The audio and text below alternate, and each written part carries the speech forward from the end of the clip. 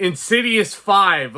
God, what was it called? The Red Door. Yeah, Insidious the Red Door. Couldn't even remember the subtitle of this walking out. That shows you how forgettable this thing is. This was the directorial debut of the super talented Patrick Wilson. He's also returning to star in this once again as Josh Lambert. And ever since the original Insidious, he's been dealing with a serious case of brain fog. And he's heading east to drop off his son Dalton at school. He's played once again by Simpkin, who played the part in the original film over a decade ago. That's pretty cool to see him again. But Dalton's college dreams soon becomes a living nightmare when the repressed demons of his past suddenly returns to haunt him. Now, this original Insidious movie is creepy as hell. Really good stuff. Lee Winnell actually, he threw his freaking all into this. Felt like a passion project. And he's given a producer credit for this stinker. I can only sympathize with him for seeing his characters get, so dwindled down into absolute nothing. Positives out of the way first. Patrick Wilson, really good actor.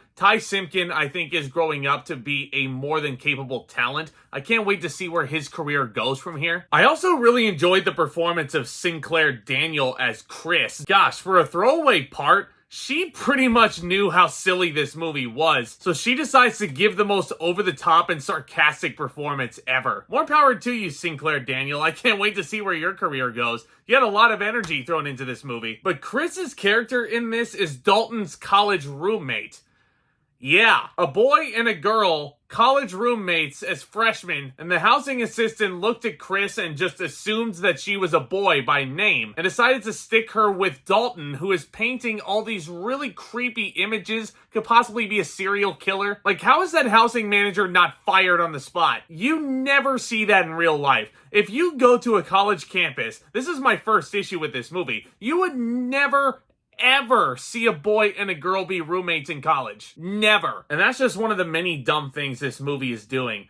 This one, God, I hate saying this because I respect Patrick Wilson, but this was really hard to watch. I mean, this was just an awful film. You can definitely see what it's trying to do and trying to repair the father and son fractured relationship, and it feels like something that's sort of been festering since the original Insidious, which brings me to my next point. Did we really need all these Insidious sequels? Chapter 2 and Chapter 3 I'm willing to give a pass to because I feel like both those movies are solid. If it just stayed as a trilogy, done dusted. It just feels to me like Hollywood is trying to milk every last drop out of any franchise whatsoever that can draw money. And a lot of these franchises are whittled down to the very depths of just mediocrity. Insidious is one of those franchises, sad to say. I'm sure Patrick Wilson has a lot more directorial stuff that he wants to do after this, but this is a pretty unremarkable debut. The cinematography is absolutely atrocious. The lighting design, you can barely see anything. And I was watching this in a pretty new theater with some nice projectors. It is unbelievable what I was looking at. Matter of fact, I don't even know what I was looking at since I could barely see it. And when the movie does attempt to scare you, it is the most cliche, boring, predictable scares of all time. This movie is so overly reliant on the jump scare. If I've said it once before, I'll say it a million more times. Fear is ultimately subjective. I'm sure there's going to be a lot of casual moviegoers who love going to the Halloween haunted houses, and they'll just want a scary fun time before the fall season actually picks up. I'll be honest though, guys, I did not find Insidious the Red Door scary at all. A lot of the jump scares, I would just be sitting there and be like, oh, okay, there's a little figure moving. It's getting closer. Oh, it's getting closer. No, it's not the jump scare. Oh, there it is. Yay! Yeah, the people behind me were really easily scared by this. And heck, if you enjoy yourself during the Red Door, more power to you. But this to me feels like one of the most bland, forgettable, and boring horror movies I think of all time. Lee Winnell's characters have been whittled down to absolute hollow shells. Heck, even Rose Byrne in this movie, who I really dig as an actress, gets bare minimum. The heart and soul of this movie, as it should be, is the character of Dalton.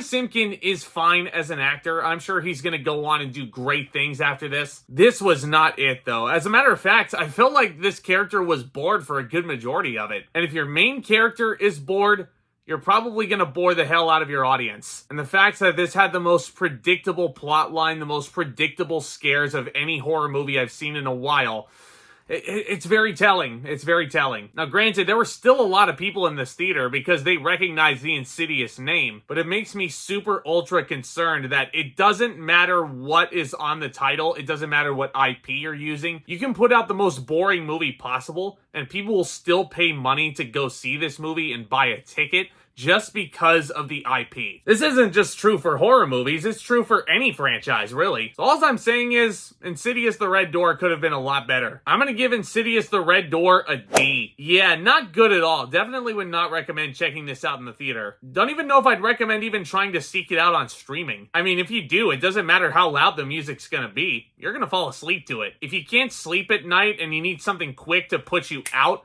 this might be your ticket, which is ironic because this is a horror movie. Let me know what you thought of The Red Door down in the comments section below. What is your favorite horror movie franchise of all time? Let's discuss all that and more down in the comments. As always, I love discussing all new things in movies and entertainment over here on this channel on the regular. This is the place to be if you want to join a community filled with movie lovers and entertainment lovers alike. So do consider becoming a subscriber and tap on that like button on your way out, because this will really help spread this content out there and continue to grow this community even more. Guys, y'all are the best. Stay tuned for more videos very soon through a jam-packed month of July. And with all that being said, back talk commence.